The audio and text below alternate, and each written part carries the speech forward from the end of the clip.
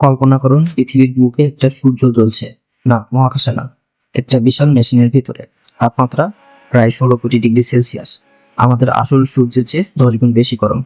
এটা চীনের ইস্ট, যাকে বিজ্ঞানীরা বলছেন কৃত্রিম সূর্য। আর প্রশ্ন হলো, যদি এটা নিয়ন্ত্রণ হারিয়ে যায়, তাহলে কি পুরো পৃথিবী শেষ হয়ে যাবে?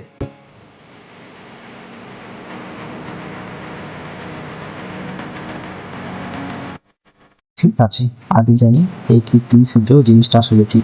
আমাদের আসল সূর্য প্রতি সেকেন্ডে 600 মিলিয়ন টন হাইড্রোজেন পুড়ে হিলিয়াম হয়। এই বিক্রিয়াকে বলে নিউক্লিয়ার ফিউশন। এতে অবিশ্বাস্য পরিমাণ শক্তি বের হয়। চীনের বিজ্ঞানীরা ঠিক এটাই করার চেষ্টা করেছে। ইস্ট মানে হলো এক্সপেরিমেন্টাল অ্যাডভান্স সুপার কন্ডাক্টিং টোকামাক। এটা মূলত একটা বিশাল ডোনাট আকৃতির মেশিন, যেখানে চুম্বকীয় শক্তি প্লাজমাতে আটকে রাখা হয়। 2023 সালে এই মেশিন টানা 430 সেকেন্ড, মানে প্রায় 7 মিনিট ধরে 10 কোটি ডিগ্রি প্লাজমা ধরে রেখেছে। এটা পৃথিবীর ইতিহাসে এক বিরল রেকর্ড।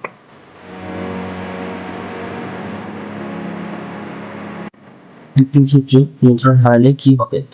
এখন আসি আসল প্রশ্নে, যদি এই মেশিন নিয়ন্ত্রণ হারিয়ে যায় তাহলে কি হবে?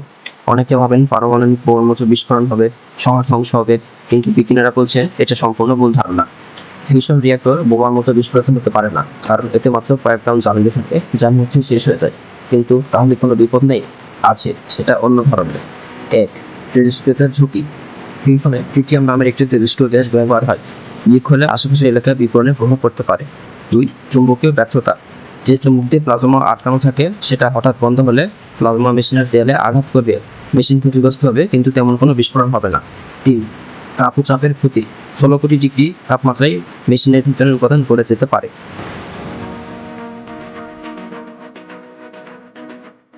ফিউশন শক্তির আসল বিপদটা কি জানেন?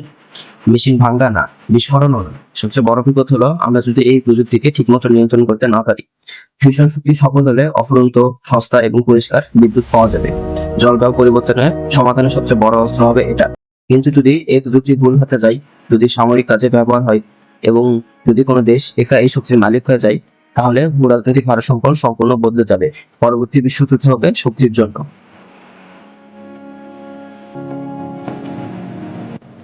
তাহলে কি 2035 সালে পৃথিবীকে বদলে দেবে চীন? তাহলে কি চীনের এই গবেষণা বন্ধ করা উচিত?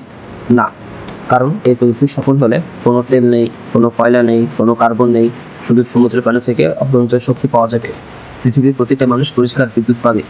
চীন 2035 সালের মধ্যে প্রথম বাণিজ্যিক ফিউশন রিয়েক্টর বানাতে চাইছে। আমেরিকা, ইউরোপ, জাপান সবাই এই চেষ্টা করছে। এই দৌড়ে যে জিতবে সে হবে পরবর্তী শতাব্দীর পরাশক্তি। আর সেটাই হলো কৃত্রিম সূর্যের আসল গল্প। বিস্ফোরণের ভয় না, ক্ষমতার লড়াই।